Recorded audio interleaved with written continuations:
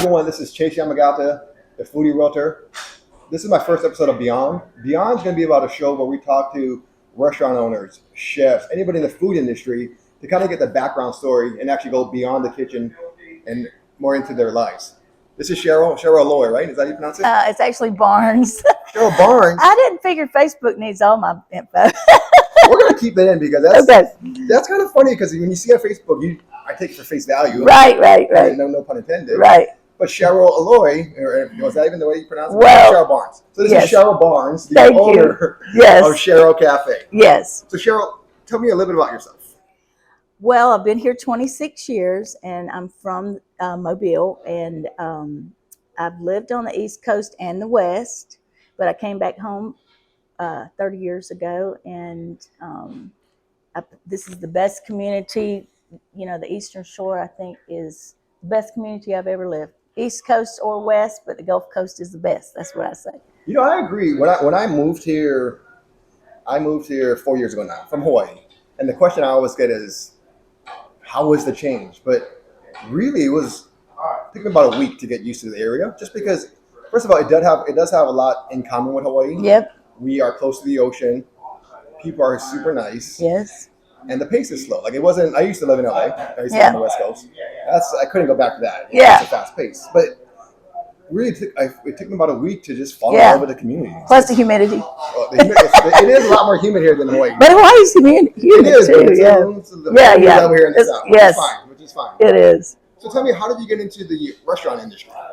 Well, I waited tables till I was 38 years old, and thank goodness for the restaurant industry. I was a poor single mom, but the restaurant industry, it saved me. I sent my kids to private school and raised my kids, waiting tables. And I always wanted to open my own place, and I've always been a good cook, and my family helped me. This is really a family business. My dad was retired. He washed dishes for free for 2 years. Your son's a cook now? Yeah, he runs the place really now, and he's been here 15 years with me. And then my niece is here, and one of my best friends is here. It's really a family business. My uncle did the plumbing. My brother built the cabinets. I started this business with a $100 stove and a $100 refrigerator out of the newspaper. Wow. Remember those newspapers? Yeah, that was 26 years ago? Yes, 26 years ago. Wow, that's amazing. So we started small. We've added on twice. And we, when we outgrew, we thought about moving, but Spanish Fort is just such a wonderful community, number one. And number two, moving was risky, for a business. Yeah. So we've added on twice. I feel like Spanish Fort's growing, but Spanish Fort needs you. I feel like there's not a lot of restaurants here. Well, it is a tough location because a lot of people don't come to Spanish Fort for anything. But it's growing now, though. It is growing. It's been growing, but it's a bedroom community. A lot of people leave during lunch, the reason why I'm lunch lunch is an 8-9 hour day just for lunch. So it was a lifestyle choice because I was a single mom. I had 2 teenage kids when I opened here. One of the reasons I decided to choose you as my first guest on this show is that the group's all about community, right? And I feel like you, and especially I wanted somebody who's been established in the community. Everybody knows, obviously, but also that community is big to you. Yes. And whenever I do a giveaway in the group, you're one of the first people to respond. I never have to ask you a question. You're always saying, yes, I want to donate. I want to give back to the community. Yes. So kind of tell me how that plays a role in the restaurant. Well, this community's been good to me. This is a very loyal community, salt to the earth people. I had a girl here that had cancer. She was a young single mom, and she suffered for like 3 years, and literally we supported her and this community for a year. I sent her $500 or $600 a week of people that handed me $50 and $100 bills and said, give this to her. I've never lived in a community like this. It's just a wonderful community. And I also noticed while I was setting up here, you had a farm coming in, dropping off produce. So you do as local as much as possible. Yes, as much as possible. Try to do as healthy as possible. No fried food. No fried food. I do no fake food like MSG or I just try to have real food. It's not health food, but it's real food. Yes. And we have a lot of vegetables, and we have we have a lot of healthy food. Um, I hear people that are on the carnivore or they're vegetarians or whatever. I We have stuff for everybody. So what's it like working with family? Well, it's a pain in the. It can be very difficult, Yeah. But and as we say in the South, we've had our knockdown dragouts because my son has his ideas. My dad was here. My mom was here. My kids were here over the years. So I mean, it can be tough on families. It can be tough on families, but we needed each other. Yeah. And now it's really smooth now. But everybody has ideas about how things should be done. But here's what I say. I take them outside and I show them that sign up there. and I say, okay, we all got to do it the same way. That's like in sports, they have the reference scoreboard. Yes. That's like the scoreboard right there. My name's Right. right there. That's the scoreboard. A question that I always think is interesting that when I started this food group, it's given me the opportunity to meet chefs, to meet restaurant owners, and kind of get a behind the scenes look of. I've never worked in the restaurant industry, but I got a behind the scenes look at what goes on in your struggles and how hard it is to run a restaurant. Mm-hmm. So tell the foodies kind of how hard it is, or not, or maybe it's not hard. How is it for you? Oh, it's really hard. Well, it's the cost of everything constantly going up, and that's been a real challenge always. But in the past few years, it's really been a challenge. And employees, but if you treat employees good and you pay them a fair best you can pay them, and we take we get 2 vacations. Most restaurants don't get that. And we have holidays, and we're just lunch.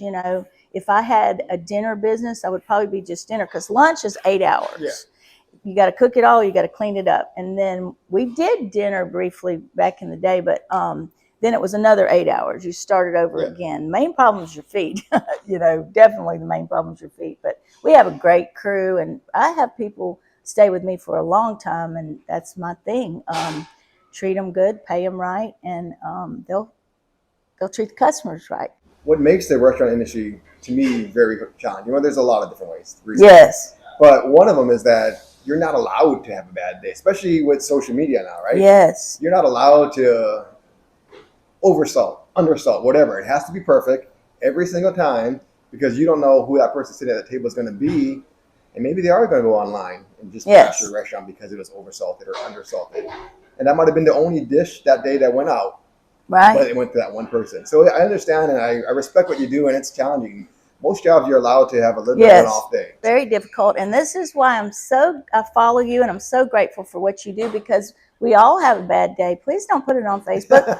Please call me or whatever restaurant you're in. Call the owner, the manager, and see if you can get the problem resolved before. And we need to know, I don't have eyes in the back of my head. Yeah. So, and I'm so grateful for what you do. And I'm so curious, is what brought you here from Hawaii?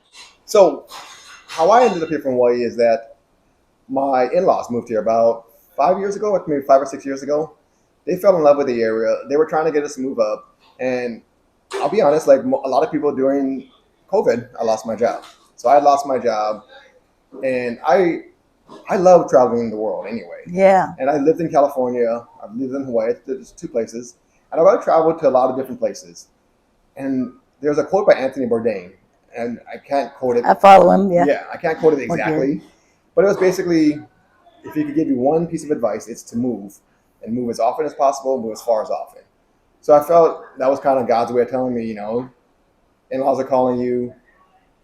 You don't have a job right now. Yes. What better time to move and get a new fresh start? And we love it here. Absolutely. I made so much friends. I actually know more people here now. And a lot of it's through the food group than I did in Hawaii. And I was born and raised there my whole life. Yeah. So I love it here. Another question I want to ask you now is because going back to the food group and everything, and because we are a big community, just curious, who are your favorite restaurants that you go to, or your restaurants you go? Not I shouldn't say favorite or whatever, but where do you find yourself eating most often when you're not at the restaurant? Well, I want to eat fresh fish when I can find that, and local stuff. I love Southwood. I love Panini Pete's. I love their seared tuna, panini or whatever. At the beach, I love Cobalt, and I love the Gulf, that grouper sandwich. I've tried Cobalt, beautiful location. The Gulf, my wife has been there and she loved it. I've never been yet. But it looks beautiful. Oh, it's one of the prettiest spots in the state of Alabama. Well, Cheryl, it's been a pleasure speaking with you. I do have one last question before we get going. This comes from Joe Lane. He's one of the foodies in the group. I was talking to him last night at Buster's. He wants to know, who are some of your most memorable customers that you've seen throughout the years? I'm sure you met a lot of people working for 6 years. Oh, yes, because I know kids that come in here that since they were in their mom's belly and now they've graduated college and they have jobs. And, Dr. Booth is famous in this area for all he's done for the veterans.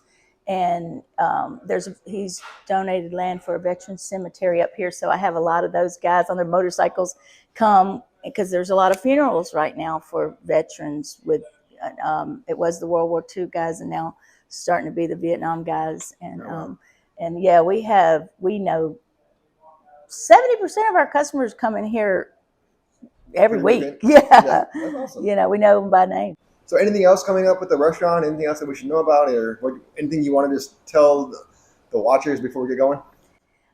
Just thank you for your support, and thank you, Spanish Fort and the Eastern Shore, for your support and for all these years. And if you have a problem, call my son, because I'm trying to be at the beach more. Well, Cheryl, it's a pleasure speaking with you.